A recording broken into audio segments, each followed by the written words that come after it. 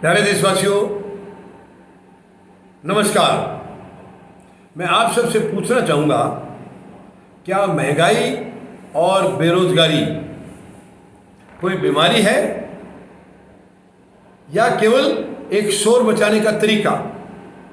ये मैं आप सबसे पूछना चाहूँगा, क्योंकि आज देश में जो हालत हो रही है, महंगाई है या नहीं है, विपक्ष कुछ और कह रहा है, सत्ता पक्ष कुछ और कह रहा है और केवल बयानबाजी हो रही है। सच में ये महंगाई है, ये बेरोजगारी है, ये सच में कोई बीमारी है या फिर ये देश को पागल बना रहे हैं? आज जो वर्तमान में 8 साल से सरकार बैठी है, बहुत लंबे लंबे नारे दिए थे इन्होंने 2014 के चुनाव से पहले, बहुत लंबे लंबे पिछली सरकार के खिलाफ। बहुत हुई महंगाई की मार, अब की बार मोदी सरकार, ये कहा था इन्होंने। और जरा सी कीमत बढ़ते ही इनके मंत्री, कई मंत्री और एक महिला मंत्री है इनकी, जो आजकल दिखाई नहीं देती हैं, वो पहुंच जाती थी जंतर मंतर पर गैस सिलेंडर लेकर के, कुछ और चीज़ें लेकर के।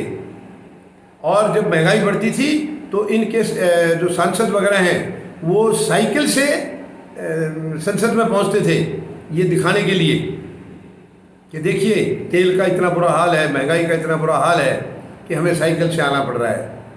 ये ड्रामे करते थे। लेकिन आज ये जब खुद उनको कर रहे हैं, तब ये पिछली सारी बातें भूल गए हैं कि ये दूसरी सरकारों के बारे में क्या क्या बोलते थे। कम से कम उनको एक बार अपने आप पर भी तो अंदाज़ा लगा ले, अपने आप पर भी तो अमल कर ले, उसको एक बार आजमा तो लें। लेकिन नहीं, ये कहीं नज़र नहीं आएंगे, क्योंकि उस वक़्त के जो नारे एक से बढ़कर एक नारे थे। बेटी बचाओ का नारा था।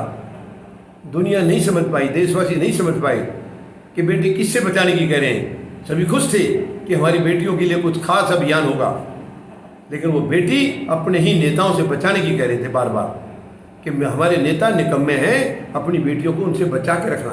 कितनी शर्म की बात है, कितनी शर्म की बात है।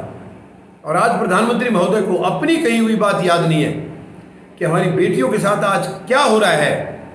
इस गंदे समाज में, इस घटिया जो 75 साल में जो इन्होंने डेवलप कर दिया नकारात्मक राजनीति की वजह से, आज इस समाज में हमारी बहन बेटियों के साथ क्या जुल्म हो रहे हैं, इस सरकार को या प्रधानमंत्री महोदय को जरा सी भी चिंता नहीं है, जरा सी भी चिंता नहीं है। कितनी शर्म की बात है, कितनी अफसोस की बात है। देश के प्रधानमंत्री क्या क्या बोल के आए थे, क्या क्या वायदे किए थे, क्या एक भी याद नहीं है उनको? क्या सारे भूल गए?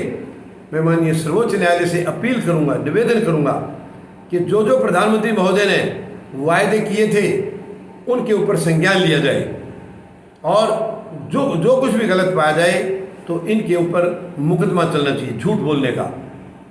जनता को एक जनप्रतिनिधि झूठ बोलता है, बेवकूफ़ बनाता है, तो वो सज़ा का हकदार है। तो मैं निवेदन करूंगा माननीय सर्वोच्च न्यायालय से कि प्रधानमंत्री महोदय के पुराने भाषण सुने जाएं और इनके जो झूठे वायदे थे, झूठे जो प्रॉमिस थे, उनके ऊपर गौर किया जाए, और उसके बाद इन्होंने क्या क्या किया है उसको चेक किया जाए, और बाकी के लिए इनसे जवाब तलब किया जाए, और दोषी हैं तो इनके खिलाफ मुकदमा चलना चाहिए। ये मैं निवेदन करूंगा माननीय सर्वोच्च न्यायालय से। धन्यवाद। जय जवान, जय किसान, जय हिंद।